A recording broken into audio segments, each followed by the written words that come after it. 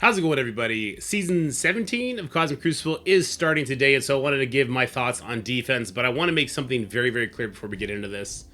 While I was looking at the rooms and while I was making my defense, the reason this video is coming out so late is because, honestly, I'm not sure how the game's going to play out anymore.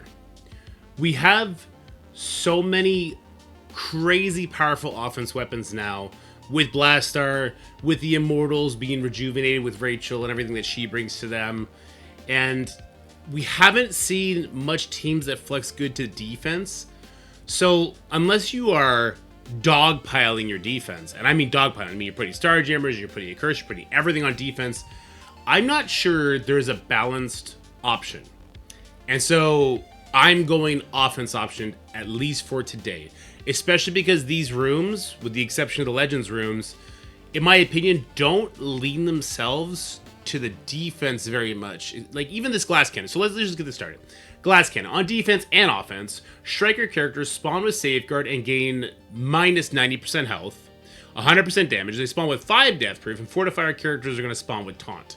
So we've had this room before, and a couple things we learned is that the minus 90% health is somewhat misleading. Let's go, for instance, here.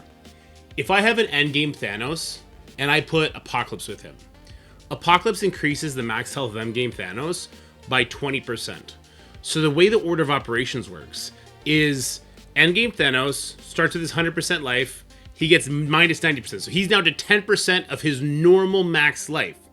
But the Apocalypse passive doesn't increase that mitigated max life by 20%. No. It takes 100% of Apocalypse's initial max life and adds that onto the 10%. So now, if we have endgame Thanos with our Apocalypse, he's actually going to be at 30% of what his normal life would be. So that's one thing we need to remember here. Another thing we need to remember here is that Medusa is in play. So Medusa does make characters not spawn with, I believe it's evades and death proof. So if you are facing enemy Medusa, probably don't want to go in with striker characters because she's just going to remove those death proofs. But also, if you keep Medusa on offense, well, then that leads itself to a lot of different sort of playstyles. So this is what I'm doing in this room. I think this is going to be a little interesting, and I'm not quite certain how it's going to go. And I did just I did Gear Tier 20 the 4 non-endgame Thanos members recently because I was thinking about this room. But I think it's going to be a complete flop. But I'm happy with Cabal. They are only 3 members, so they could get a couple members added if we're lucky, right? So, Super Skrull and Leader are increasing the max health of endgame Thanos. Yeah, this is kind of an unknown thing that I learned in U32. Leader increases ally villains' max health by 50%. So instead of this endgame Thanos being at 10% life because of the stage rolls, I believe he gets 20 or 25%. I think we'll just go with 20% from Super Skrull and 50% from Leader. So he's getting 70%. So he's going to be at 80% of his normal life instead of 100, so it is a little bit down, but that's still really good. And the same thing will be true for Super Skrull. Super Skrull's going to get the health from Leader, and so he'll be at, I believe, 60%. And the reason I want Super Skrull here instead of a character like Apocalypse is because I want a way to deal with Safeguard. So if I run into this room, I know that I want to make sure they don't spawn with Safeguard. So I would come in here with my own Apocalypse, Kahori, who can flip death proofs, or maybe I'll bring Medusa since there is no death proofs, and I would go about taking these enemies out. And this is where the rest of the Cabal members comes in, instead of just putting Leader. Obviously, Iron Patriot, he's going to give them extra life, and that's cool, and that's awesome, right? Namor, the addition of Namor will make it so that they're not getting speed bar, and this room, I guess, is a sort of Blastar bait, although if I'm being honest, I don't know if it's going to matter. I don't know if it's going to work. So what we got going on here is enemies are going to spawn with vulnerables. If they come in with like a Kahori Blaster comp and they're going to try and power up Blaster and make him pop off, what they're quickly going to find out is that although Blaster is doing that devastating assist, he's not getting speed bar. And if there's a push on Endgame Thanos, you better believe that Endgame Thanos Ultimate will kill a 4 Yellow Star Blaster. So we're going for a little bit of a bait here. A couple notable teams that'll just walk over this would be Immortals. I do believe Immortals would come in here and just walk over this, no questions asked. It would not be very hard, right? So there's that. Maybe I would even make Jean Grey a fortifier so that when it's her turn, she would lose the vulnerables and then she would be able to rewind people. These are some things that I would do to counter this room, right? But I'm just hoping that the sheer size of this room plus the somewhat interesting anti-speed bar manipulation, plus my Super Skrulls speed bar manipulation, plus the endgame Thanos threat. I'm hoping that's going to catch somebody off guard. But there's actually a lot of counters to this room. I don't want to go too much in depth because I am top 10 right now, and I don't expect that to remain the case, and I don't want to give people all the more tools needed so that doesn't happen. Blood transfusion, on turn, gain bleed with bleed, gain 5% damage per bleed. When applying bleed, gain defense up. Pretty cool, pretty standard. I'm not doing anything with this room. It's just, what, Old Man Logan could have benefited from this room way back? He still can, right? If you get a bleed out there, he gets some speed stat. But he's going to be too slow. Whatever team you put in here is going to be too slow. Once again, Immortals will rip it up. Any of the new teams is going to rip it up, right? Some of the new characters alone are going to rip it up. If there's like an Old Man Logan team in here, I can come in here with Blastar Kahori, since I don't want to use them on stage 1 possibly. And just wax the floor. Like, they will not see a turn no matter what. So I don't want to put too much into this room. Again, I don't think there's a balanced option for this season. I'm going offense heavy. And so this is why we are doing the Sinister Six in this room. Though I am putting Vulture in here so that they can't use the free-to-play Illuminati. Lots of people are breaking off their Captain Britain to stop Speed Bar, and then they try and use their free-to-play Illuminati. Vulture would stop that since Green Goblin would get the Speed Bar, and he would do some fun stuff there. And Vulture, was it new stats? We'll see what he's going to do. I don't know. I'm curious to see what he's going to do. Legends. So this is the room that I think is going to make or break rosters. Now, I guess I'm not going full offense heavy because I am going to be putting my Professor X here. I still wouldn't consider this a balanced roster. I would consider this the bare minimum. Basically, what I'm doing is I'm putting my Professor X on defense with a team that I do think is going to cause at least one burn attack, although there is a very reasonable one-shot to this that I'm not going to discuss that I learned on U32 in my last matchup. That's not Professor X. But basically what I'm trying to do is, if my opponent has Professor X on defense, I also have mine. I know I could do a burn attack and then clean up pretty much any other Professor X team. And so that's what we're going for here. And if they have him on offense, then I don't have to worry about that. And that's good. What we're doing here is we're stopping speed stat with Emma Frost X-Men. We are stopping OG Emma's anti-speed stat with Nightcrawler. And we're stopping speed bar and speed up with Professor X. Null is stopping Mephisto's. And then we have a villain pre-taunt so that Accursed can't get rid of that pre-taunt. And it's not Cosmic so that Lilandra can't get rid of it. Otherwise, this would be very beatable, right? It's important to note that in this Legends Rooms, we should probably read it because it's very powerful. Legendary characters gain 20% base stats. I don't have a single legendary character on this team. On ally turn, gain assists now. And on turn, spread positive effects to adjacent allies. I'm not sure if they fixed this. I'm banking on the fact that they probably didn't fix this. It's supposed to be legendary characters are spreading positive effects, but it was all characters in U32. So I'm doing that. I'm banking on that. So what would happen in this case if that is still bugged? Nightcrawler on turn is actually going to give speed up to both Null and Professor X, and this causes a lot of issues on potential counters here. Like if somebody wanted to try and hit this with a, I don't know, Fantastic Four team with some sort of way to ensure that Nightcrawler's stun doesn't land, that's a pretty viable option because they may not get their speed stat because of MX, but they do have higher base speed stats, especially on the Franklin and on the Invisible Woman, right? So that is a viable strat, except if Nightcrawler does give the speed up, they would get wrecked. And that's exactly what happened in U32. So we're kind of banking on that. We'll see how that goes. I kind of hope they fix it. I always hope they fix bugs rather than leave bugs. So hopefully that'll get fixed, or we'll see a text correction so that everyone knows exactly what's going on there. All right, Mutant Double. On offense and defense, villain characters. Whenever a villain mutant character uses an ultimate ability, so it's when they use an ultimate ability, they revive an ally villain mutant character at 100% health. This can only occur once per character using their ultimate. Why? This is way too in-depth of a rule to really see some great benefit out of. If it was just mutants, it would open up a little bit, but it's not. It's villain mutants. And even then, they have to be in the act of using their ultimate. It only happens once per character. Like, if my character revives... If my character ults, they'll revive a character. If that character dies again, and then the old character ults again, it doesn't bring... It doesn't seem very realistic, and so I'm just using this as a nothing room. I think for most people, that's exactly what it's going to be. I'm throwing Night Stalkers with Scientist Supreme in here.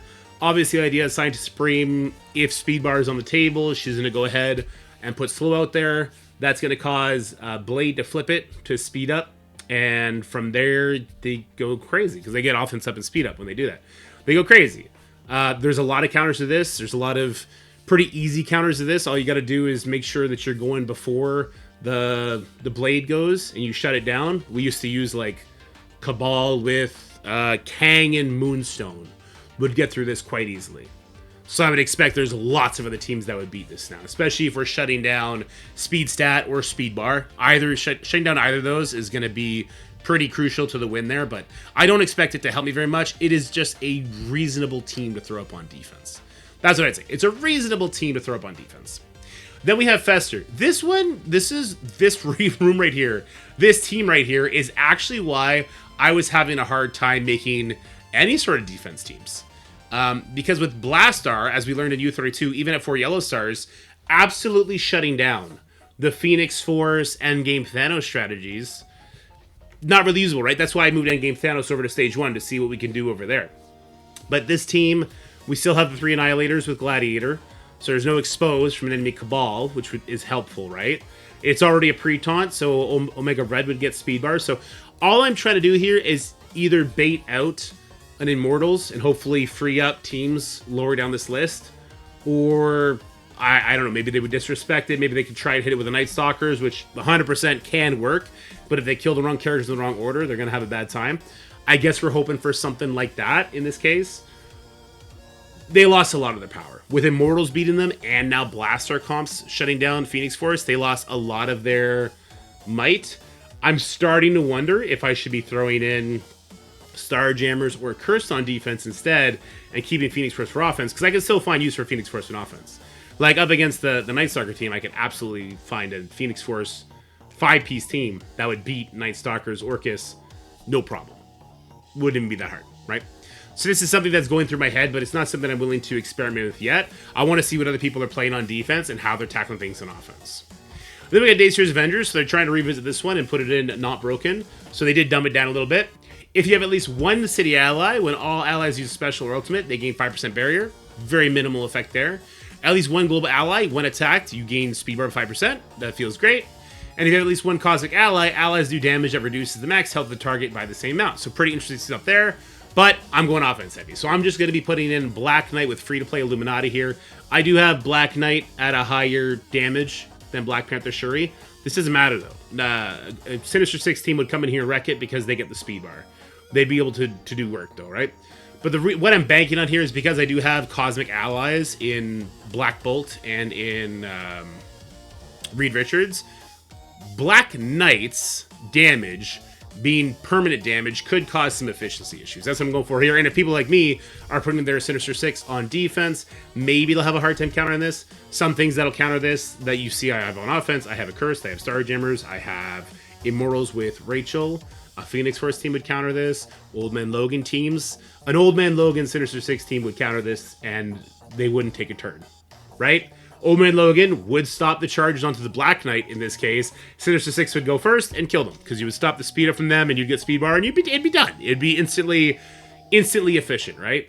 So you can see I'm very, very offense heavy. So what do I actually have on offense that I maybe should be considering putting on defense, and maybe you'll want to consider that, right? So we go to the top here. I do have Starjammers. This is a team that you could definitely put on defense. It's an easy mirror matchup, but it does cost some efficiency, so that is an option. I have Full of Cursed. Now, Full of Cursed is so much better if you take out Mordo and you put in, I guess, Azazel. My Azazel is still too small for me to consider that. But if you put in Leader, this is what I found in the U32. This was really annoying. That 50% extra life makes it really hard to kill these characters before they get a turn. And of course, there's the Mephisto. And if you put the Mephisto in here, you're kind of forcing your opponents to do like a 3-piece Fantastic Four with some other speed side characters, and then it gets really iffy. And they also have to bring in Captain Britain there to stop, and that's why I have Captain Britain with the Fantastic Four members right below it, right? So this team right here would be designed to beat a Curse with Mephisto, but since I don't have full diamonds on Quasar, Franklin, or Invisible Woman, I don't always meet those damage checks, right? And if there is no Mephisto with a Curse, I take out Johnny, and I would actually love to have Blade back, but I got Blade on defense now. So we're going to see how that plays out. But it's like 3 really hard-hitting teams, right? Really hard-hitting teams. These 2 could definitely go to defense and cause some efficiency issues or even a loss if somebody is too defensive-heavy in their own right. This is my Blastar comp. This is kind of the the base 4-piece that I use to take out a lot of Phoenix Force teams as well as other teams in U32. This works great because the Red Hulk, just being a high base speed stat, he can get that Apocalypse to pop off early on a character like Odin. I found a lot of Phoenix Force Odin teams, and the Red Hulk Apocalypse combo crushes that. There's also Phoenix Force Odin Captain Britain. I saw people do that. It's too much for me to sacrifice for one team, and I still one-shot it during the tournament. I forget what I used. I know I used... What did I use? I forget what I did, but I one-shot it quite easily. Yeah, I forget what I did, but I one-shot it quite easily just using some fast characters. Regardless. Then I have my Immortals. I do have a 3-star Rachel. She's still better than Beast. Spreading the stuns and also just stopping a bunch of buffs that some enemy characters get on spawn makes her better than Beast. Beast is not good. Polaris is my only non-Gear 220 character there. I may consider that one day. Then I would say I have some cleanup teams. So let's go over the cleanup teams. I got Vigilante. I got 4-piece Liberty. I just don't have War Machine put in here because I wouldn't bring him unless it was for a burn attack. And then I have these plug-and-play options, right? So you notice I had an empty spot here. I would consider removing Mordo here. I would even consider removing Captain Britain here and putting him elsewhere. And then I could sub in characters like Old Man Logan, Shadow King, Mephisto, Odin, Songbird. Notable characters that I don't have here would be Emma Frost, OG Emma Frost, right? Who else? See, it's showing all the characters now, so it's kind of tough. OG Emma Frost, Doom Dorm. Oh, Yo-Yo is a character that I thought really hard about how I wanted to put her with. I thought about putting her with the Phoenix Force team and taking out the Gladiator, but that does nullify the speed bar component of Omega Red. Yo-Yo needs to have no protectors with her. She is a protector, so Omega Red would put Taunt on her, but I don't have her at Gear Tier 20. She doesn't spawn with Safeguards, so you lose a lot of traction there. But I do think Yo-Yo's going to end up with the Phoenix Force team if Endgame Thanos stays over here. Anyways, this video went way long. I thought it was going to be a 5-minute video. Those are my thoughts on Crucible Season 17 right now. I'm not sure how it's going to go. I don't think there's a balanced option. The teams that you saw I had, like, I think I either put Accursed, Starjammers, and one of the others on defense. And I keep these guys, I keep these guys, and we beef this one up through the moon, right? I think that would be the super defense option. I would put Captain Britain back here, and it'd probably be Captain Britain, Odin here, probably Mephisto over here if it's not Endgame Thanos, and then it'd be Starjammers Accursed. It'd be something like that. So I think that's probably what I would end up doing if Turtle Meta seems to be the way, but we're going to see, we're going to feel it out. I feel like we skew very heavy offense right now. Very, very heavy offense, which is, it's good and bad. It's good and bad. Because all the opponent needs to do, if you are very heavy offense, is throw you one curveball that you swing out on. So we're going to see how that goes. One thing that always comes up when we do these videos is people hate the Professor X option. They hate seeing this team. So if you want to know the alternative for this team, I would actually still leave it here. If Mysterio is still doing the spread, I would absolutely leave this here, and I would put Mephisto over Professor X, and I would actually keep the pre-taunt here.